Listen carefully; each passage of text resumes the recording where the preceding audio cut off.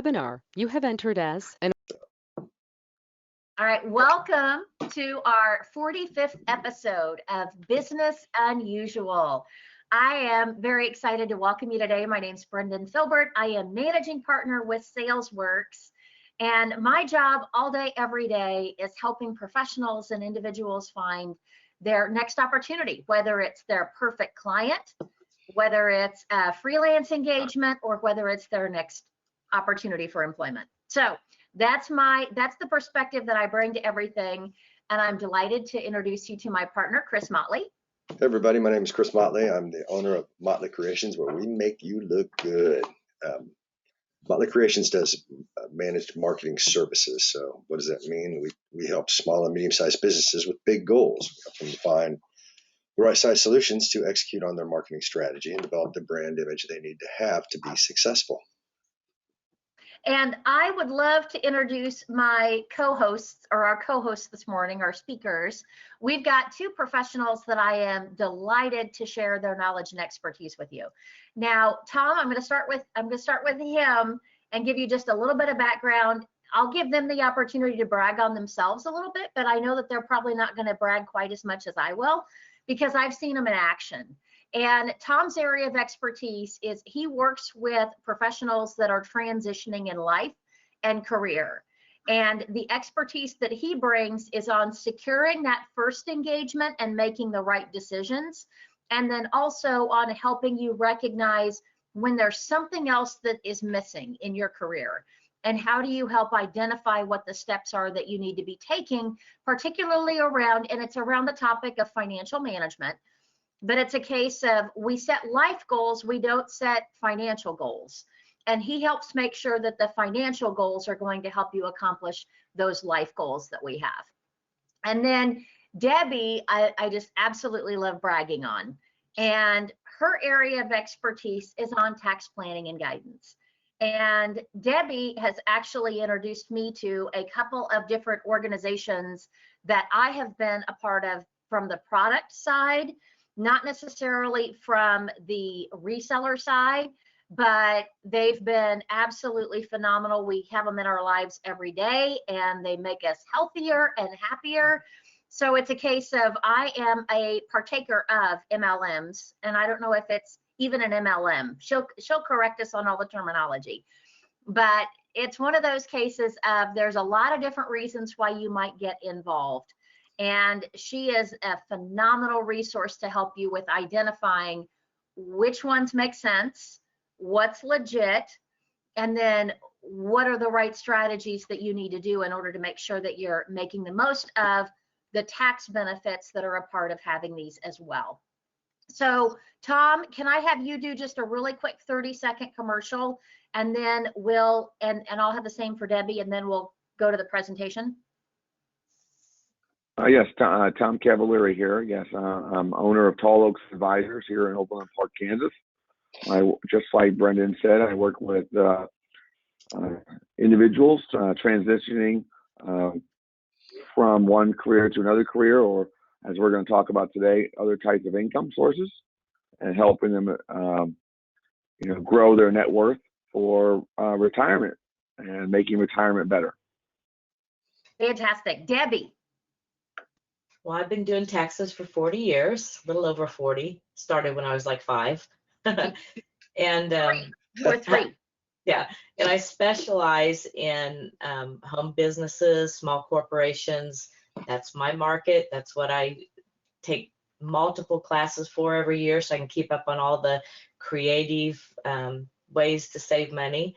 And my philosophy is turn your everyday expenses into tax deductible investments. I have a lot of clients that are in network marketing, so unlike hearing the hype from the people who want to get you in there, I know the bottom line of what is profitable and what's not. Which is a phenomenal perspective for us to take today. So to preserve bandwidth, I'm going to go ahead and shut off cameras so we can get to the slides and the presentation. So the first thing that I would love to just kind of share a little bit of background and insight with is the perspective that I've had with network marketing and side hustles. And the biggest thing I think that a lot of us get wrapped up in is thinking about what is a good move for us to make that's not a distraction from our primary day job.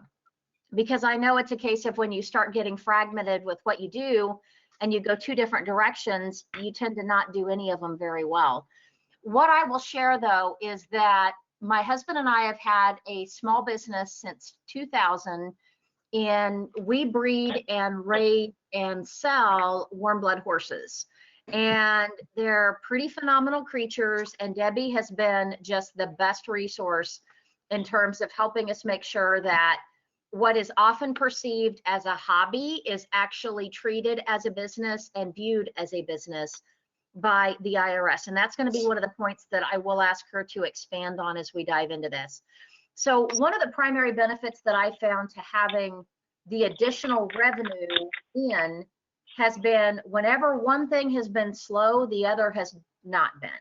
And they've picked up and supported each other through a number of different times to keep our household income on a steady keel.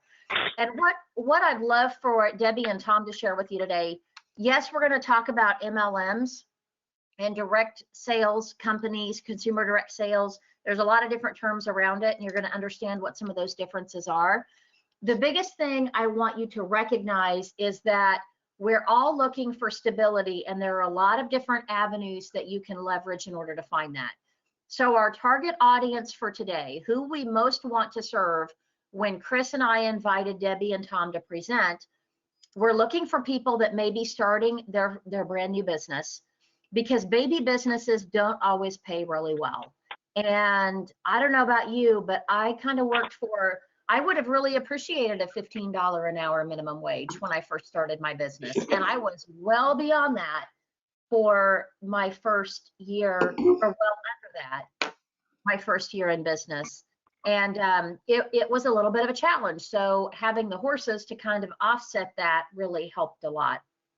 And then if you may be facing career transition, you've got maybe a little bit of something going on politically at work, and you're not quite sure that things are going to be stable and that you're going to have a job tomorrow, it's a good time to look at side hustles. And who knows where those side hustles could go. And then also anyone that's had, for instance, let's say you've been in an industry that is now impacted and the jobs have gone away. For instance, we've got somebody on our call here from the hotel industry. We know that that has had significant impact, and there's been a lot of layoffs, and some of those jobs may not come back. And if you had a great job in an industry that now that industry isn't hiring, and you take a job, sometimes you may take a job for half or less than what you were making before. So side hustles can really help in order to kind of offset some of those gaps. So what I would love to first of all start with is kind of a definition of what is a side hustle and what are some of the different avenues that we've seen people just pick up and find added streams of revenue. Tom, how about if I have you start with this? How are you seeing people add side hustles for supplementing their income right now? Well, I mean, I'll give you a personal example.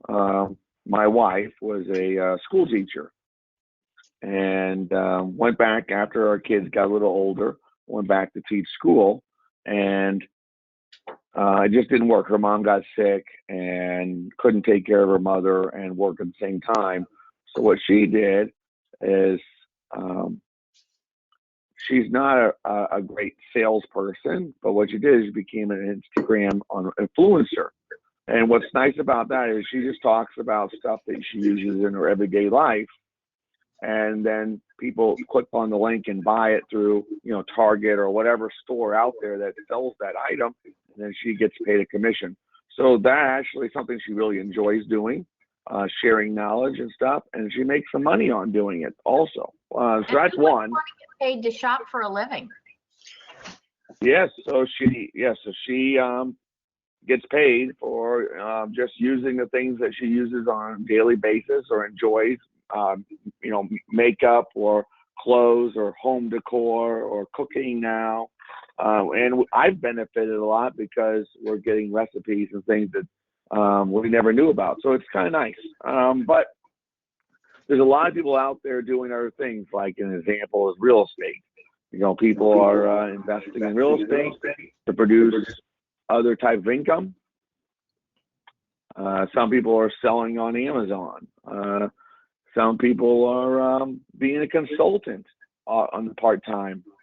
So just lots of ways for people to produce other income while they have their 9-to-5 job, or maybe to replace the 9-to-5 job or 8-to-5 job, whatever it is nowadays. Fantastic. Debbie, what about you? What are you seeing? I know the areas that you have been so incredibly helpful for me have been from the tax planning side, because that is significant. So can you share some of the ideas of how people are leveraging the side hustle in order to receive benefits there? Sure. Brendan, this year with the pandemic, I've seen a lot, because 90 out of 100 of my clients are business owners. And it seems like they either gave up, got depressed, and just felt hopeless, or some of them would look for a problem and figure out a way to solve it. And, not only did some of them stay afloat and survive, but many of them thrived. And I want to share some of those a little bit later. But basically, you want to leverage both your time and your income. And there's two kinds of income. There's linear income, which means you're basically on a regular basis trading your time for money, much like a 9-to-5 job. You go in, you work, you get paid. If you don't go to work, you don't get paid. And then there's residual income, which means you do something once and you get paid for it over and over and over. And that helps you leverage your time, but you can also leverage your income by good tax strategies. And that would be things like taking your everyday expenses and turning them into tax deductible investments. How would you like to be able to write off of your taxes things like your kids' schooling, their clothes, maybe even a wedding, your car, your vacation, your house? There's ways, if you do it right, that you can leverage your income by not spending new money, but taking what you're already spending and literally get thousands more back on your taxes. And there are so many different things that you can do with that, but let's start with, first of all, from necessity. So what would cause potentially some of these shortfalls, and why would it be good to have alternative income sources? Tom, could you take this one? Yes. So having alternative sources of income now is important for having, a better lifestyle, saving more money, paying down debt, things like that. But then in retirement, having alternative income sources is awesome, because you're having other income coming in while you're not working, you're retired. So that, like real estate or some type of business that you have, that's easier to handle in retirement. So by doing that, one, saving for retirement, paying down debt, getting your affairs in order before you retire, and then in retirement, it provides extra income, so you can have a better retirement than what you are headed towards now, if that makes sense. Well, and so many people, I think right now, are living in okay, so I really don't even want to think about retirement yet. I want to think about how am I going to make sure that I can pay for my kids' tuition and put my kids through college. What are some of the steps that you would recommend people do to look at what they're currently doing with their financial decisions and know if there is a dollar amount or bucket that they need to fill, and how much should that bucket fill? Are there steps that people can take in order to recognize that? Yes, I mean, it's doing a deep dive on their expenses. That's right away. That's most important. Controlling your expenses. If you just fast forward to retirement, that's one of the first things that I help people that getting ready to retire is get their house in order. So same thing now in today's life before they retire is when I help people look at their situation, looking at their budget and where they're spending money is very important. And then when they do that, then they see what assets they've accumulated, And then at that time, they can make better educated decisions on, what type of money do I need to make now to live the life I want to live. And then also, you also want to have the lens on looking further down the road. So you're setting up retirement also the way you want retirement to be too. So you're looking at both sides at the same time. Fantastic. All right. Okay, wait a minute. What, did I skip a slide here? I think I skipped a slide. All right. There's a question here about why, so on the, there's a question here that I have on the slide. I think I did a revision and I took a slide out that I probably shouldn't have taken a slide out. Like some of the ideas of what my clients are doing to make extra income. That is exactly the one that I'm looking for. So there is supposed to be another slide here, everybody, that is specifically about how are people adding side hustles to increase their income. And Debbie, I would love for you to share some ideas of what people are doing that, because you mentioned this a little earlier, what has started out with a survival turned into something entirely different. So some of it's out of necessity. I mean, there are people who have had to stay home from work, or they lost their job, or they have kids and they're staying home. Some of them are turning their house into a daycare for people who are, necessary workers that had to go to work and needed somebody to watch their kids. And in a lot of cases, a lot of those businesses that were watching them before closed down. So things like that. Some people are turning a hobby into a business. If you love dogs and you love being out in nature, you could walk dogs for a living, like what Tom's wife's doing. If you enjoy shopping, you can set up a shopping for not only what she does, but things like shut-ins who need people to shop for them, or busy executives that need somebody to shop for them. So turning your hobby into a business is a good idea. Also, a lot of times people take their full-time job and they decide to start working at it as a side hustle at nights and weekends.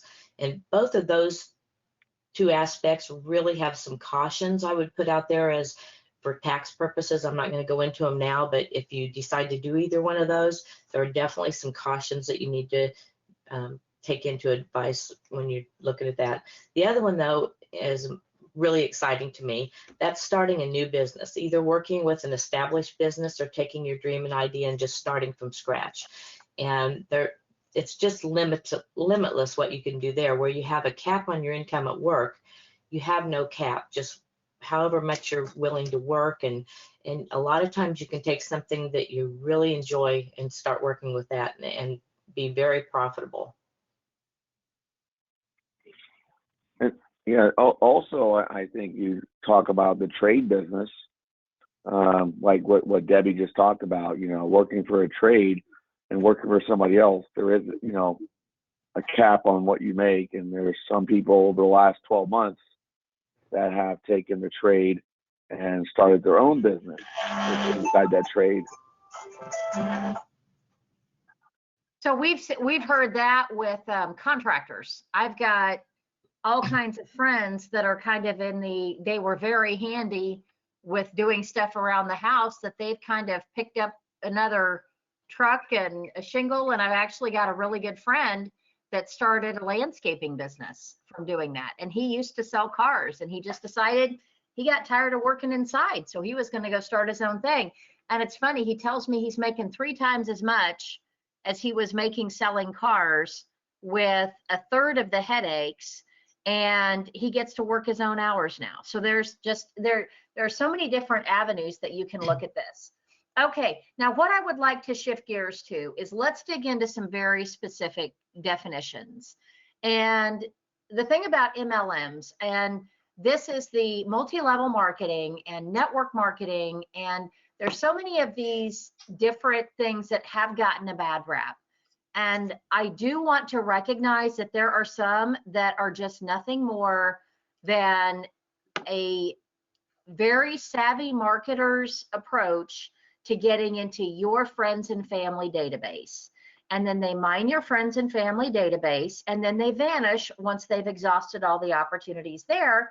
And you're left holding the bag on probably a lot of product. And not necessarily a really good feeling at the end of the day. So there are some of those that are out there. I just want to be very, very clear about that. What I do encourage you to do is don't view the many and the entire concept by the few that are out there that are the bad ones. And I would love for Debbie to share kind of the difference between the two, because we've got MLMs, we've got direct sales, there's a lot of different things here.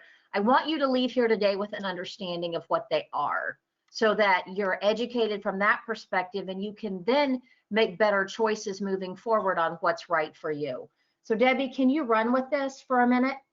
I can. I want to first point out that a lot of people think of MLMs as a pyramid scheme just because of the way they're structured, but the actual legal definition of a pyramid scheme means that they're recruiting people and never moving products. So as long as they don't get paid just for the recruiting, it's not really a pyramid scheme. And of course, they're illegal, so none of the things I'm going to talk about are pyramids. So MLM by definition means that a company moves its products or services through distributors. There's usually several different levels, and the higher up you are in the levels, the more you get paid. I'm just going to cover a few basics because there's a lot of different types of companies, so this won't apply to all of them. But most of them do encourage distributors to carry inventory. They usually have some kind of sales quota that they have to meet each month. Most of them also do sales presentations. They sell products or services. They collect the money, they deliver the products, and then they do that again and again and again.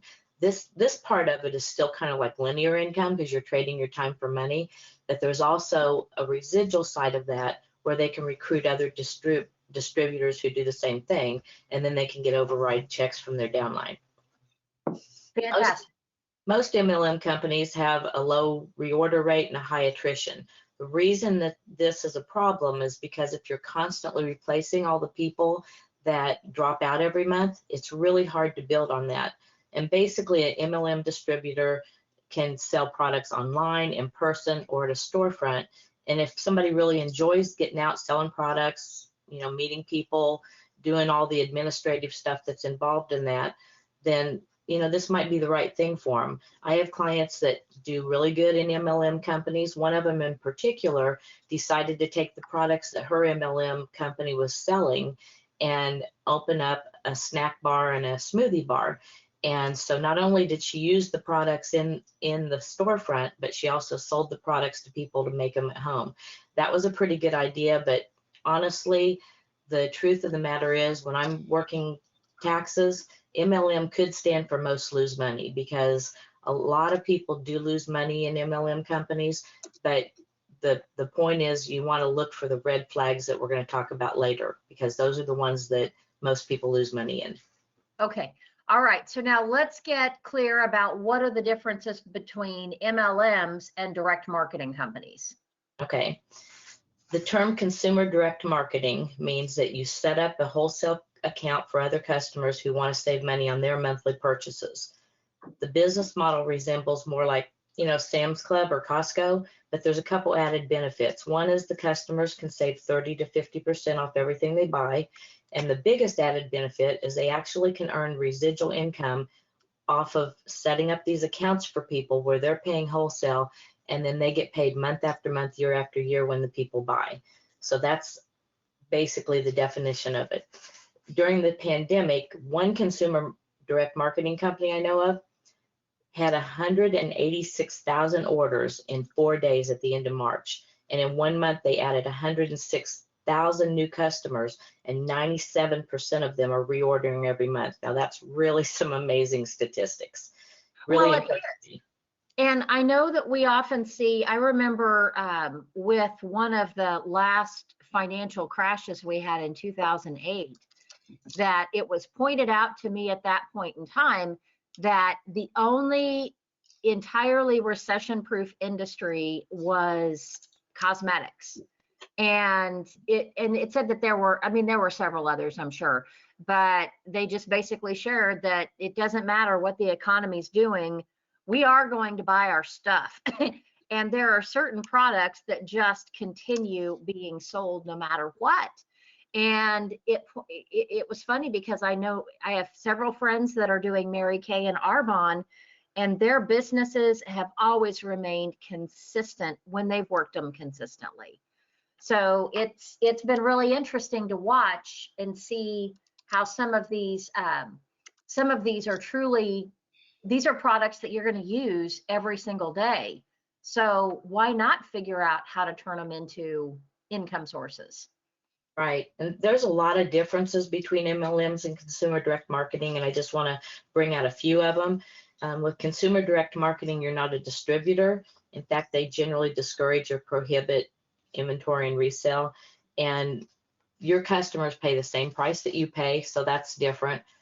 They also have a really high reorder rate, which I already mentioned, and low attrition. The important part about that is that if you have low attrition and you're keeping the customers that you set up accounts for, then you can really build on that success, and they don't have to do paperwork, take orders, do deliveries, do customer service. And along the lines of what you mentioned with some of the cosmetic companies and stuff, I'm going to cover a little bit of some of the gotchas in some of the companies like that when we get to that point. So let me know when you want me to share that. Okay. All right. Fantastic. Well, let's talk for a minute about how do we know which one of these might be the right direction for you to take. So Tom, from a risk management perspective, what are some of the cautions that you would have people take into account when they're looking at this? Startup cost, I think that's very important. How much, startup cost it does, what's the projections, what are history of other people in this type of industry. Can you expand on that, Tom? How would someone dive into understanding that particular question? Because I think that's one of the most important questions to ask. So they will have data, of how each person is done in the previous, when they start out. This is what people start out. This is how they go. You have to hit these different goals, but also startup costs. There's a lot of them that have a very big startup cost. They want you to buy the biggest, display or inventory or whatever it is when you start a business. So you got to be careful on that. Not counting the MLM or direct marketing, you're going to more of a franchise, or they have stringent things that you have to meet before they'll let you open a franchise. And the reason is they want the franchise to survive. So opening a McDonald's or a big franchise like that, they have experience, they have data, how things are going to be. They also have requirements that you have, net worth, cash flow, things like that. Very important. And another thing is that, do you use the product? Do you use a service? You really want to be able to do that too, if that makes sense. Absolutely. Okay, Debbie, what about you? Now, this is where you get to talk about some of the gotchas. Okay. And a lot of this is going to go along with some of what Tom said. There's a lot of red flags that I've found over the years, and I don't have time to share all of them, of course, but here's a few. One of them to listen for is, do they say this is a ground floor opportunity? You got to get in now, because this usually means they don't have a great track record, and most companies fail in the first 5 years. So you might end up being one of the lucky ones that gets in early and sells a ton of hot products, and you make a lot of money quick.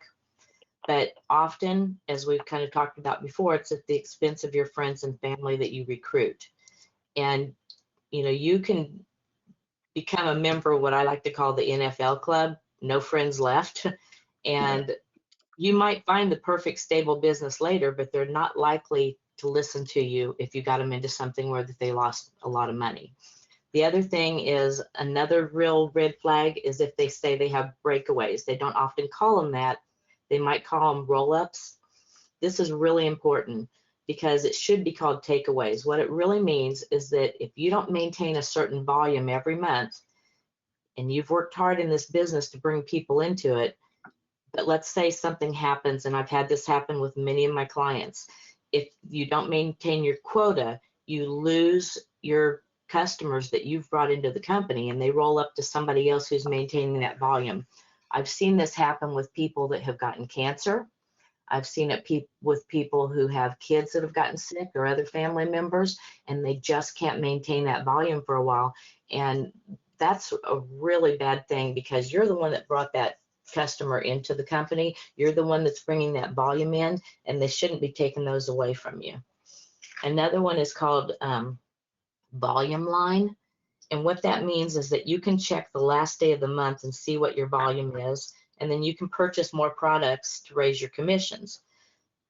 This might not always be a bad thing if you have a lot of discipline, but the temptation is there when you call in and say, oh, I'm just, $300 from the next level. And so people get out their credit cards and they buy more products. And what ends up happening after a while is they say, okay, I'll sell more stuff next month. But then what ends up happening is they don't, because now they've got to sell the extra inventory that they bought. So what happens? They pull out that credit card again. And month after month, I see that happen till a lot of my clients have ended up in bankruptcy and ending up with a huge supply of products that they have. And one story that kind of goes along with the next one, which is, do they require you to buy a lot of products every month? And I had a client one time that had a great product, and they kept buying more and more products because they had to meet their quotas. Well, she ended up with a basement full of shelves of products, and some of them were expiring. So she thought, oh, I've got a great idea. I'm going to invite my friends over, let them look at all my products, and send them home with something free. They're going to love the product so much that they're going to sign up. Then she comes to me and asks me, I don't understand why my business is failing. And I said, look at it from their perspective. What they're seeing is that you're involved with a company where you have to buy so much stuff, you can't possibly use it all. So you have to end up giving it away and losing money.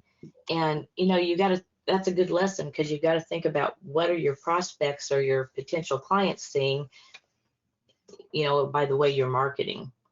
Absolutely. And it is very transparent. Okay, so now transitioning, let's talk a bit about the common mistakes and pitfalls. So let's say we dive into a side hustle. What are some of the challenges that we see people pursue and then quit? We've talked about some of them so far. Tom, as a financial professional, what are the common mistakes that you see people make when they're evaluating or engaging or starting with a side hustle, whether it's an MLM or anything?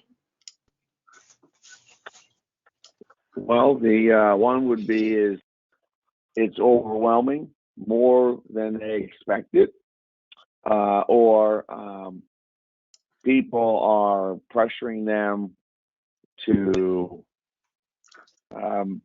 work more than they're willing to do. Not getting enough interactions or meetings with people. Those are common mistakes. Or like Debbie said, you acquire a lot of inventory and you're not selling as much. That's another problem. So making sure that, evaluating it, like what Debbie said, is makes me think. And before getting in and making a decision, you need to evaluate and also talk to other people. Like common mistakes are, not coming out of the gate as expected. There's usually some type of bonus up front for people that hit certain quotas. So I guess those are some common mistakes. Not having enough money for the business to continue.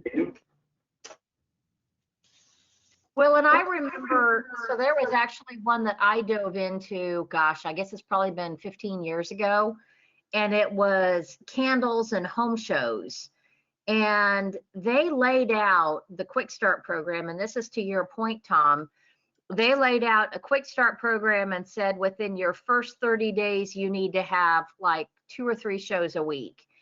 And I set things up in the beginning and talked to all my friends, got everything lined up, and I went all in. And I did the shows that they recommended, and my sales were great, my volume was great. And it was funny because this was when I was just starting out as a sales trainer. And it was funny because my boss at the time looked at it and he said, well, Brendan, you realize that any job that you approach in this way, where you map out and you plan your first 30 days, you've created your ideal onboarding situation. And he's like, I don't see how you could fail if you followed that exact path and discipline with whatever it is that you did. And it was pretty funny because it made me kind of step back and reevaluate the enthusiasm that I'd had for my day job. And it actually helped me get better. And I did, I did the home show thing for a year, and then it just became, it wasn't fun anymore after that. So I kind of dropped out of it, but there were a lot of lessons that I learned from it. And the thing is, I mean, these companies have become successful, those that are still around and have been in business, because they know what people have done to succeed. And success leaves clues. Chris's advice, here it is again. All right. They truly do tell you exactly what you have to do in order to be successful. And that's actually one of the things that I really like about network marketing and the different organizations that I've seen that are highly ethical and reputable, and that people that I know and trust have been engaged in for quite some time, and they love the products and the customer service is great and it doesn't create a lot of headaches for them. But the biggest thing is I can't imagine really any other business that you can start with minimal investment and you have the support and guidance of a team of professionals that are there to help you succeed, as well as access to mentors through whoever it is that invites you and the people that are part of their, I don't know if it's called a downline, but I mean, there's just a lot of really good stuff to it. So there's pros and there's cons. We've talked a lot about the cons, and I know I've got the slide up here that's talking about the pros or about the cons. I do want people to recognize that the reason we're talking about this is because it is a very viable business opportunity. And it's just a matter of selecting the right one. So now let's talk about that. If I do want to do this, how would I go about getting started?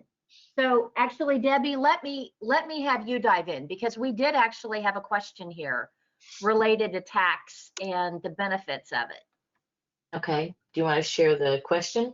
Yeah, let's dive into the question really quick. Chris, do you want to share the question?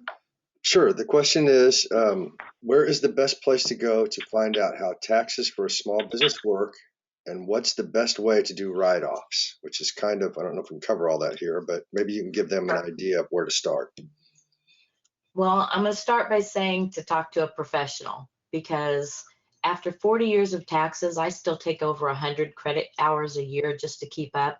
And I often tell people, if you had a little bit of skin cancer and your neighbor bought a scalpel online and an instruction manual, just because they have the instructions doesn't mean that they're going to know how to use them. And the same thing with taxes. IRS actually has a completely separate address that anybody who uses TurboTax and stuff like that, their returns go to, because they know there's so many mistakes. And I want to mention one thing about the pitfalls again, which kind of is related to this. Don't take the advice of your friends, because their situation's not the same as yours. And often I will get people that, oh, my friend told me I should become an S Corp, or I read somewhere on Google that it's a good idea to become an S Corp. And they end up costing themselves a lot more money because they haven't taken the time to look at all the pros and cons and consider the facts and circumstances for their particular business and get a customized recommendation from somebody who knows how to share this with them. So that would kind of be my first answer. Second answer would be, there are a lot of good books that you can read that give you ideas and so forth. One of them is Small Business Taxes Made Easy by Eva Rosenberg. It's a great book, and it gives you kind of some checklists. Another thing they can do, if they are interested, they can email me and I'll send them a list of some of the checklist things. I hope that kind of answers that question. And we do have a slide that we're going to be sharing that has Debbie's and Tom's contact info. And I know that Debbie actually had something that she was sharing as a kind of a checklist on evaluating MLMs. And it's just based on the topic today. Debbie does all kinds of talks like these and presents in front of a number of different Facebook groups. And I know she has other resources related to home-based businesses and tax benefits and things like that. So I would definitely suggest you connect one-to-one with her, because she has been just an absolutely phenomenal resource. Okay, so let's go back to how do we kind of evaluate this and get started, because we've got to make sure we wrap up on time with everybody today. So Debbie, you want to start? Okay, so I tell my clients, ask themselves some questions. Am I passionate about this? Am I proficient? And is it profitable? So those are kind of the 3 P's that I think about when you're trying to pick a business. Then do some research.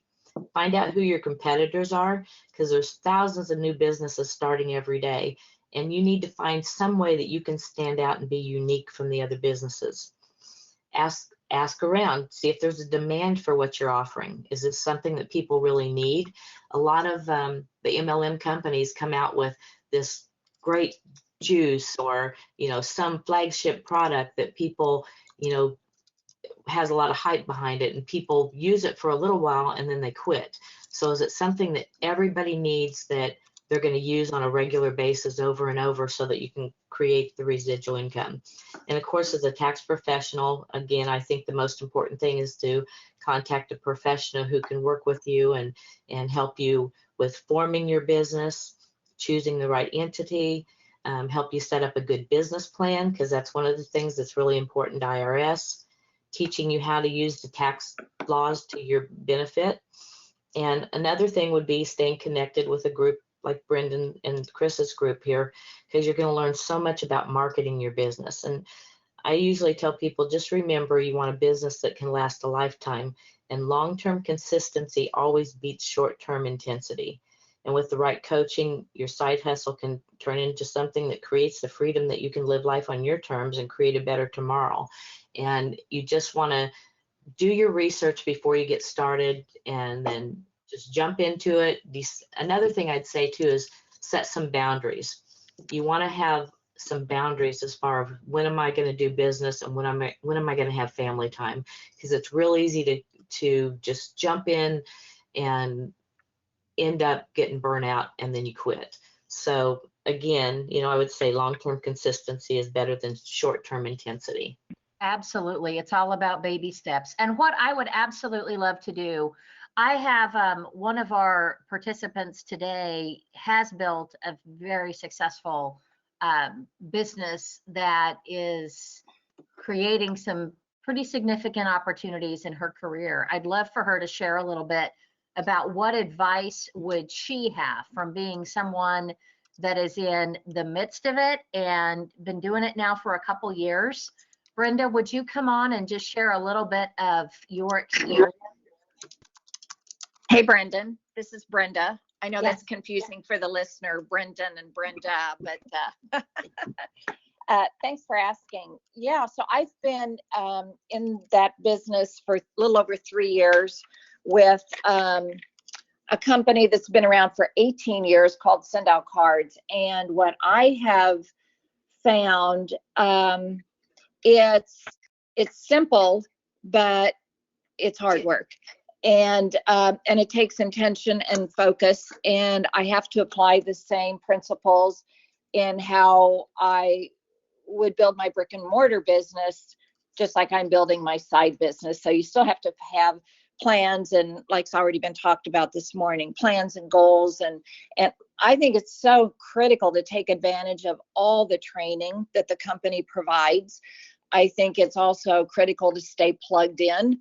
You can't get good at anything if you're just truly dabbling at it. I think, Debbie, it was like you were saying, just because somebody, anyway, you got to get good at it. You've got to practice it. And I think you've got to go out and share it with people. Whether you're doing that, we used to do that in person, or whether you're building your side hustle business through online platforms.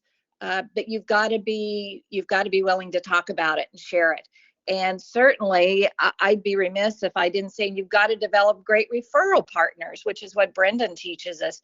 You've got to get connected with others who believe in you, who trust you, who want to support you, and who have access to other markets that you don't have access to, that they can introduce you in. So not easy, but rewarding and profitable, and don't give up. Well, and one thing that I do want to point out about Brenda's track record and her success, she selected an opportunity that was a natural fit for her natural market. And she had been in marketing and communications prior. That was her business for a long time. And she was very successful, and she was actually and is nationally known and recognized for her work in serving HR leaders. So it was a very good fit that she evaluated to be able to transition her connections and contacts from her previous role and former business into what she's doing now, which allowed her kind of that immediate quick start that has actually, you've actually won awards within your organization as being a rising star, haven't you, Brenda? I've earned opportunities to be in those different levels by activity, consistent activity. Yes. So that's the thing that I do want to point out with this is they give you a roadmap and they show you how to be successful, but just like any career opportunity that you would want to evaluate, you need to look at what you're already suited to do and what best fits your network and your connections, because you will win or lose whatever it is that you do, not only based on the work that you do, but the center of influence that you bring to the table. And it is truly all about leveraging that base of relationships and helping others help you. And that's just something that's so critically important. Thank you, Brenda. I really appreciate your insight and perspective. Thanks for asking. So, Brendan, yes. Brendan, I just want to add one little extra thing when it comes to building your business too. You want to build that contact list and keep adding to it, and the referrals that she said, set appointments, keep sharing it, hold strategy sessions is a good idea. Make sure you celebrate success and lead by example. And one of the most important things is follow up, follow up, follow up. Don't just, work with whoever you're working with in whatever realm it is. Don't just think that just because you introduce your company or your product or your services to them once, it takes, as you've said many times, it takes several touches a lot of times before they get the message.